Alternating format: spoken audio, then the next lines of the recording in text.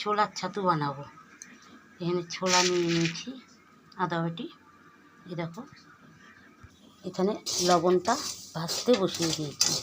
লবণটা একটু গরম হলে তারপরে আমি ছোলাটা অল্প অল্প করে দিয়ে দিব। লবণটা গরম হচ্ছে, আর একটু গরম হোক। লবণটা গরম হয়ে গেছে। হ্যাঁ, এখন আমি ছোলা অল্প অল্প করে দিয়ে দেব।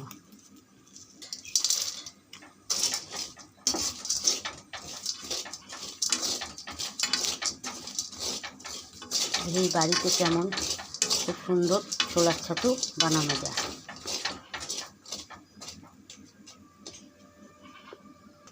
দেখো বন্ধুরা, ছোলাটা ফুটে গেছে। এই দেখুন, দেখো কি সুন্দর ফাটছে।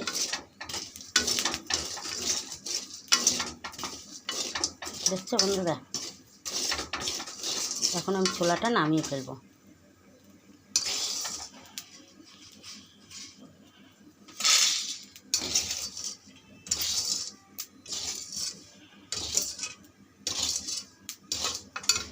এরকমভাবে সব কটা ছোলাই আমি ভেজে নিচ্ছি। দেখো বন্ধুরা, ছোলাটা ভাজা হয়ে গেছে। এখন আমি পরিষ্কার করে নিব। হ্যাঁ, ছোলাটা থালে দিয়ে দিচ্ছি। বেশ গরম,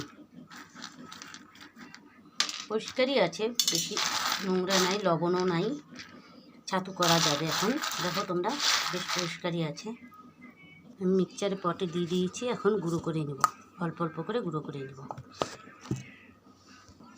ছোলাটা গুঁড়ো করা হয়ে গেছে। দেখো, এখন আমি চালনিতে চেলে নেব।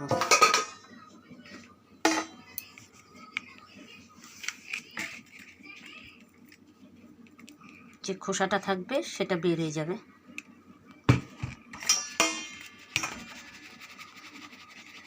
এই খোসাটাও আবার গুঁড়ো করা যাবে। দেখো বন্ধুরা, এই যে খোসাটা বেরোচ্ছে, এটা আবার মিক্সচারে গুঁড়ো করে ছাতু বের করা যাবে। এই দেখুন কি পিওর ছাতু বেরিয়েছে। দেখুন সেন্টও সেই।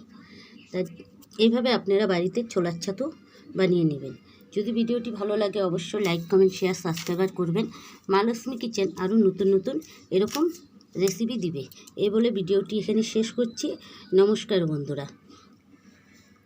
আমি আর বাকি ছোলাগুলো, এই যে বাকি ছোলাগুলো আবার গুঁড়ো করে নেব। এখানে গুঁড়ো করে নেব। তা তোমাদের এটুকুই দেখালাম। তা তোমরা এইভাবে বাড়িতে ছোলার ছাতু বানিয়ে নেবেন। এ বলে ভিডিওটি এখানে শেষ করছি। নমস্কার বন্ধুরা।